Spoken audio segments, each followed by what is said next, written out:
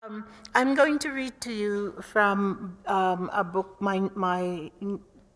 It's no longer new, but it's the last novel, the novel I've just published in February of this year, and it's called "See Now Then," and it is the opposite of Chekhov.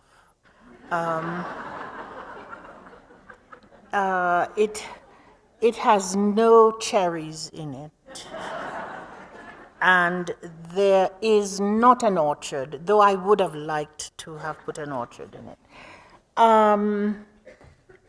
It is, I can tell you all the things it's not. It's not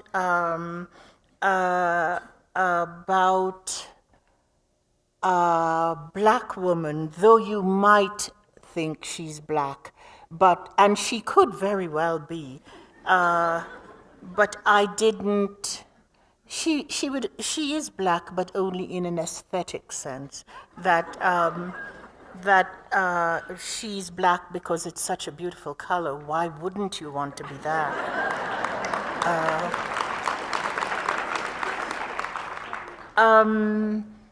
So it's not about a black woman, and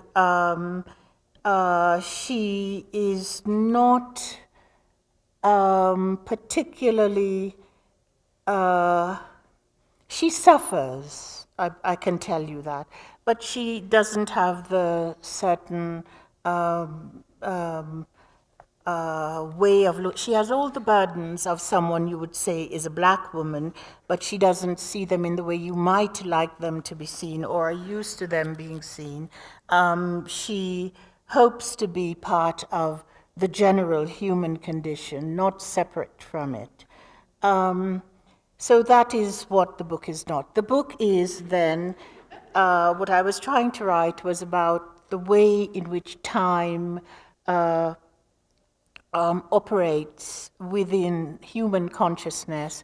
And I wrote the book about a family who lives in New England. They do live in New England, and they live in a house. The house is called the Shirley Jackson House, and I called it that.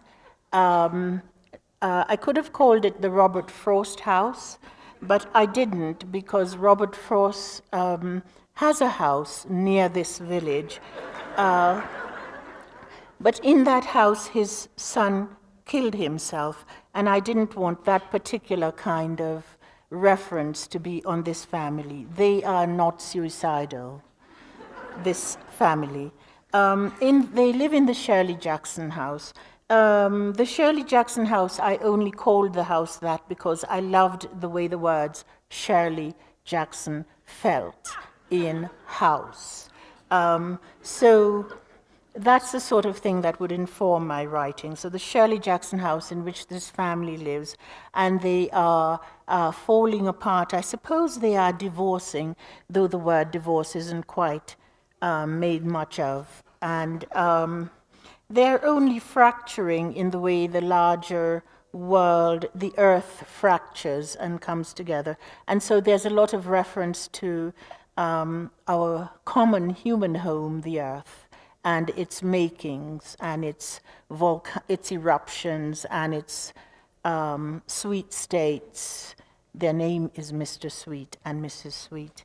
They are only known as Mr. and Mrs. Sweet, incidentally, and the children's names, the boy's name, Heracles, not Hercules, and the girl is named Persephone.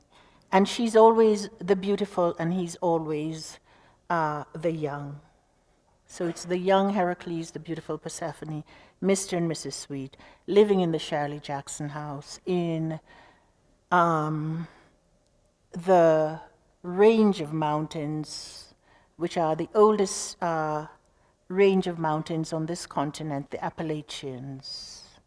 They are part of the Appalachian Trail. That's their home. So that's it. The vague outline. You can see it's not Chekhov. How do you do it? I mean, You- I read See Now Then in one shot, and with very little coffee. And this is because it is a song carried on the wind. I mean, there's plot, but the plot is not what sustained me. I'm not saying that there isn't. But it works as a complete undulating rhythm that in itself is the thing that seems to unite past and present, and in which past and present play with each other. I'm just at this point interested in the technique of how you sustain that kind of rhythmic energy over 180 pages. It's not something that it seems to me can be cobbled together. If it can be cobbled together, I wish someone would show me, because it would have been easier. How does it sustain? I wouldn't be able to actually explain it.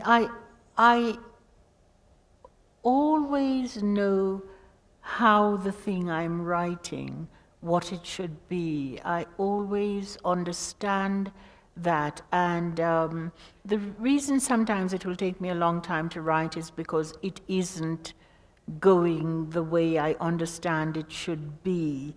I wrote, if you were to go back to my early writing, especially the first, the short stories that are not really by the standard of the short story, I don't know what you'd call them, but the first thing, the first short story I wrote and which was published was one sentence long and 300 words, and I only knew that that was what it should be.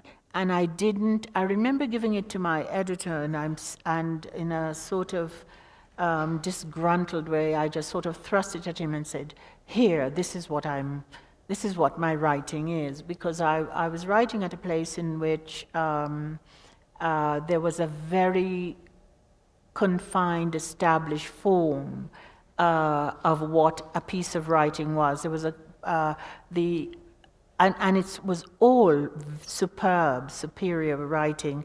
There was the idea of a short story, what a short story was. And the only person I knew who wrote a different kind of writing that I admired at this place I wrote was Donald Barthelme.